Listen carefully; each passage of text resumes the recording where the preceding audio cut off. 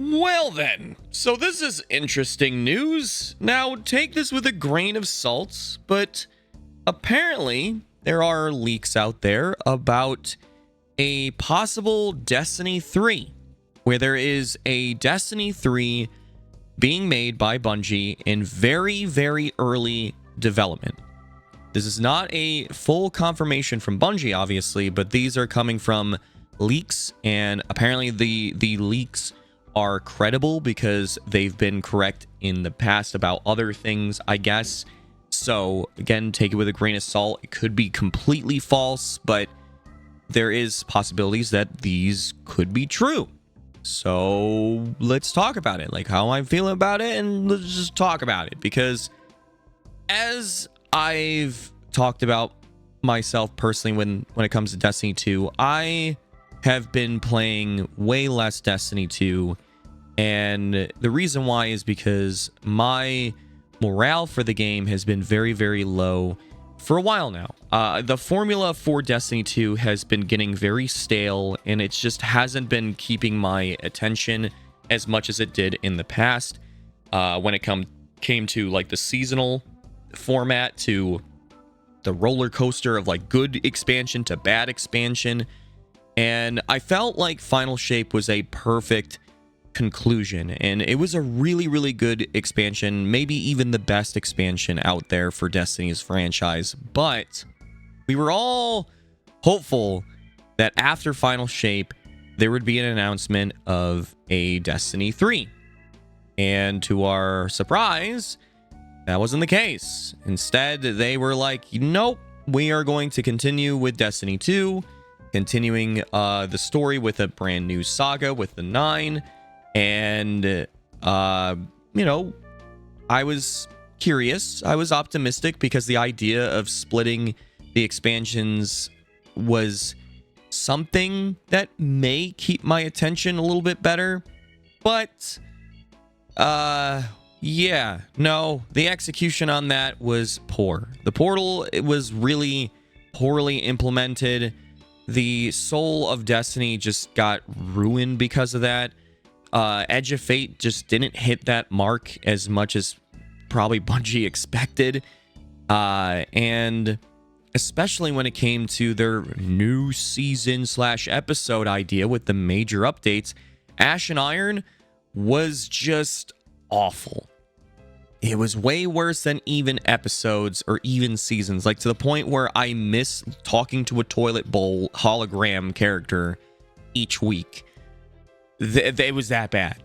And I'm not the only one, clearly, because it's led to player counts being at an all-time low, even rivaling against the numbers of Curse of Osiris. So yes, and during that time, Bungie was basically like, yeah, we were scared that we were going to have to close the whole studio because Curse of Osiris was that bad. And I'm going to guess that they were at the same level of stress with right now. So I would safely assume that they had something to talk about later with like this big roadmap on what's to come later on. I mean, it's safe to assume that the next set of expansions may get delayed again. We'll have to wait and see. But regardless, I've always stated that normally whenever Bungie is backed up into the, like, all the way to the wall where they're like, oh gosh, we don't know where to go, we're in trouble, they normally really try their absolute best to make the best content, which is not okay. Like, you shouldn't have to get to a point like that point to finally start actually making really good content. But regardless, even with that, I was kind of just worried that wasn't going to happen because, well, Bungie has constantly have told us that they can't do this, they can't do that. Like when they were asked about Forsaken, they were like, no, we can't because we don't have any second studio. We don't have Activision to help with all that stuff. Like, that was the only way we were able to do that. Like, we can't make PvP content. We can't do this. And they got people working on Marathon. They clearly have a skeleton crew working at Bungie for Destiny. And Sony's losing a lot of money, so I'm going to assume that they're not going to want to just send more money at Bungie to work on more things that could possibly make them lose even more. So, yeah, I was worried about where things are going, and I still am, because this is just a rumor, but the only path forward would be to start over. And the reason why I and just to kind of like make it too long TLDR from what I said in many times in the past is, you fool me once, you fool me twice, whatever, and then fool me 3 times. And a lot of times, a lot of players just give up on trusting a company or a franchise or a game or whatever, where they're done. And when it came to Destiny 2, that roller coaster of good, bad, the whole meme of we're back, we're gone, we're back, like that kind of stuff. And I see your comments. I see a lot of you who were like, nope, gave up on the game and I'm moving on. And you're never going to come back. It doesn't matter if they do Forsaken 2.0 or something. You're done. You're like, well, I could like this new expansion, but the one after that could be hot garbage. I mean, like I said, look at how Destiny is right now after Final Shape and Final Shape was really, really good. So the thing is, though, is Destiny 3, that if these leaks are true, it's in very early development, which means we won't be seeing it for another 5 or more years when it comes to development. And that's like minimum. And I mean, I've been hearing like other rumors of like possibly a Destiny Classic or something. I don't know if that's even remotely like true, but a Destiny 3 seems like the more smarter path forward, because it would allow players who have left but still would like Destiny, but is just tired of the Destiny 2 roller coaster, to have something that feels like, oh, this is where they're starting over. But obviously they can't just be like, it's just Destiny 2 where everything's reset. It's got to have a lot more to it. I mean, let's talk about like dedicated servers alone. Stuff like that. Maybe some innovations, like maybe Forge or something. Innovations to like more of an MMO style of patrol. Many things. And I've talked about all these crazy ideas that they could possibly do, and I hope that they do them. But that would be the only way to make Destiny 3 actually make people want to buy it, is innovations past what they've done with Destiny 1 and Destiny 2. They can't just be like, hey, it's just more Destiny, and that's it. And so, yeah, even though they're working on a Destiny 3, it can't just be that. So what I'm hoping for is those things. That's it. Like, I would love to see a lot more of respect for their players, because I mean, let's just use the comparison of Warframe. The reason why the company behind Warframe gets a lot of respect is because they respect their players, and it shows. Like, they're working on a second game, but it doesn't feel like that game is taking over any development time from Warframe. Like, it's not taking away resources. It just feels like it's an extra layer of more things from this company that people could be excited about. And when it comes to Bungie, though, with Marathon, it definitely doesn't feel like that. It 100% isn't, because I mean, it's convenient that there was no updates with PvP or, maps or whatever, and you got Bungie saying it's hard to make PvP content. And then you watch their like vidoc of all these developers working on Marathon, and you're like, oh, those are a lot of those developers that were working on PvP for Destiny. That's why. Like, you feel betrayed as a consumer for, somebody that's passionate about Destiny, to see Bungie just blatantly being like, no, it's hard to make content, when in reality they were like, no, we just wanted to put all that effort into Marathon instead. We don't care about the PvP community for Destiny 2 like that. And that's just one example. I mean, the dedicated servers thing was an overall, like, real big slap to the face when they were like, hey, Marathon's gonna have dedicated servers. And guess what? The Destiny community has been screaming about that forever.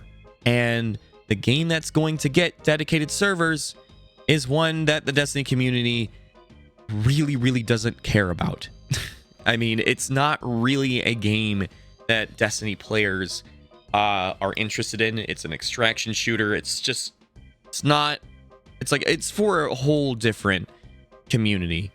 And it's they need to get that trust back. So I would assume they know this, but I don't know. I really don't know. I still stand by what I've said, where it is a seeing to believe it situation now. And listen, I see the comments, fellas. I'm going to be 100% honest here. I am somebody who is passionate about Destiny no matter what. And I've never been an individual to just quit Destiny or just chill for Destiny. I've never gotten sponsorships with Bungie. I've never been sent out to go play stuff early with Bungie, game stuff. I'm not a Bungie creator or whatever. None of that. I would like to keep making sure that I'm able to keep my voice, my true opinions, and not have a company be like, nope, you can't say that. You can't, say you don't like this or don't like that. And I've never once just been like, I'm going to quit Destiny. I've taken breaks and I've stepped away, and I really did this year alone, and focused on playing a lot of games. And I still get that itch to play Destiny primarily because I love its gameplay and I want it to succeed. That's why I make videos where I'm like, I don't like this, I don't like that, and I want to criticize these things. So hopefully, I mean, I doubt Bungie is going to listen to what I have to say, but I would hope that they would see my feedback and go, oh, let's change that, let's fix things and stuff, like mold the future for Destiny in a better way. And that's not just listening to me, it's listening to all of you as well. Like, that's what they should be doing.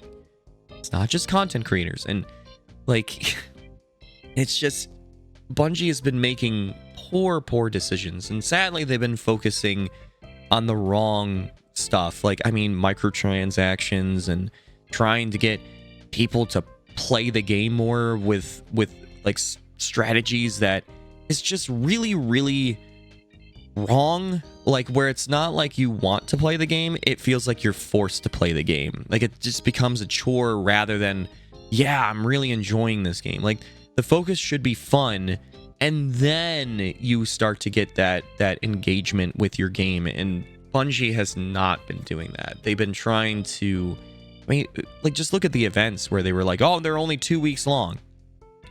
Why would they do that? Oh, maybe because they implemented a new battle pass that you can buy your way through. So they probably are like, well, some people will probably just buy through the ranks if it's a very quick event. I guarantee a lot of people probably bought through the Call of Arms battle pass, because that was like, what, 40 levels? It was an event that was only 2 weeks long. So I see the scummy practices. It's just, that's where Bungie really needs to change. And if they can't, well, yeah, I don't know what Bungie's future could hold. You see games that are actually doing good things. Specifically, I use Battlefield 6 as a prime example, where they were like, no, we will do the game right. I'm not saying that it will always be that way. They could still make huge mistakes down the road. But with so far, with what I've played through the last couple months with Battlefield 6, it is phenomenal. But it just sucks that the main reason why they're listening is because they were in the worst position where they were losing lots and lots of money. Call of Duty is It's the prime example right now, where conveniently they're talking about removing skill-based matchmaking and actually doing some good things and possibly more better things down the road. But it took to the point where there was actual competition for them to stop being so egotistic about their own franchise. I mean, they flat out literally said that Call of Duty is too big to fail. Like, come on. That's just not something you say. And it comes with Bungie as well. Like, I mean, you have Bungie just being like, well, people will just buy it. But they don't care. They'll just buy. They just will. And I know that I'm somebody that is still buying the expansions, even though I'm disappointed. But the reality is I wish that there was cheaper, but I really like the story. That's my main thing. And I did like Edge of Fate's story. I don't care what anyone says. I think it was really good. Problem was the gameplay. You know, the ball gameplay, where they were like, hey, they saw Metroid Prime and they're like, ball. That's it. That's what makes a Metroidvania. I called it, by the way. You could go all the way back with my thoughts when they revealed the idea of Edge of Fate, talking about, before they even revealed it, where they were talking about like Metroidvanias. And I flat out said, okay, they're using their spicy words once again, where they're like, oh, Metroidvania. Like, okay, do you know what that genre is? Because you can't just make a Samus ball and you go through a hole that's like, or whatever, and it's just, it gets you to A to B. Like, you actually have to have secrets. You have to have a lot of exploration. And they even talked about non-linear story, which I was right about that too, where I said it was probably going to be more like adventures from Forsaken with the Tangled Shore. Pretty much was that.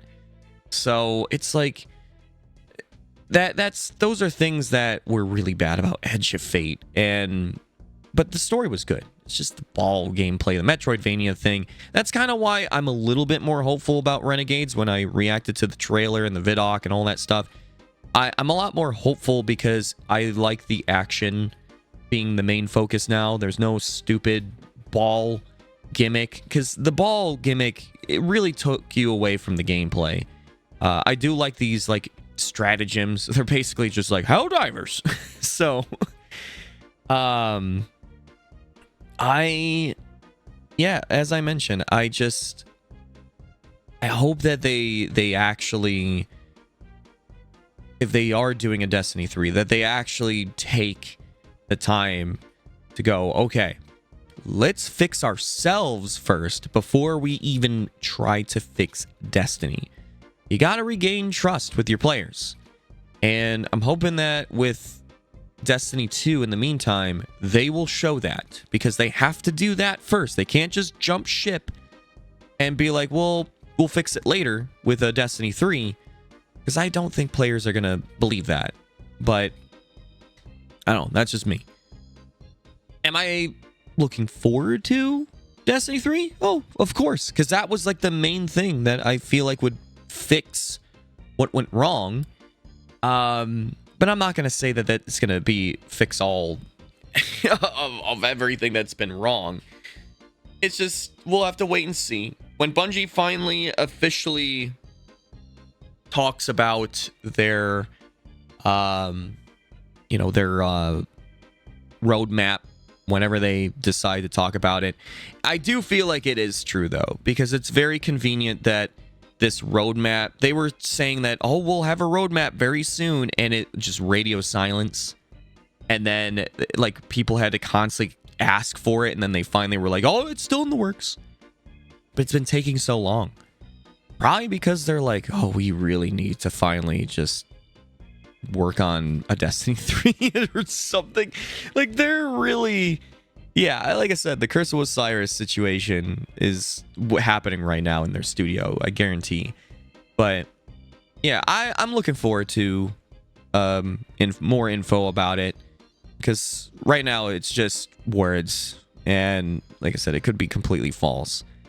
But before I end this video, I ask you, and I just pick one thing. What would be one specific feature in Destiny 3 that would be innovative enough for you to actually play or go back to Destiny for Destiny 3? Like that you would want in Destiny 3. That could be anything. It could be even the things that I mentioned, like a forge, and a more MMO experience with patrol, with endgame stuff and world events and such. Maybe a more in-depth PvP experience with big team battle. Whatever. Let me know in the comments down below. But regardless, thank you so much for listening. I hope you have a chibi-tastic day, night, evening, wherever you are. And I'll see you in the next video. Chibi out.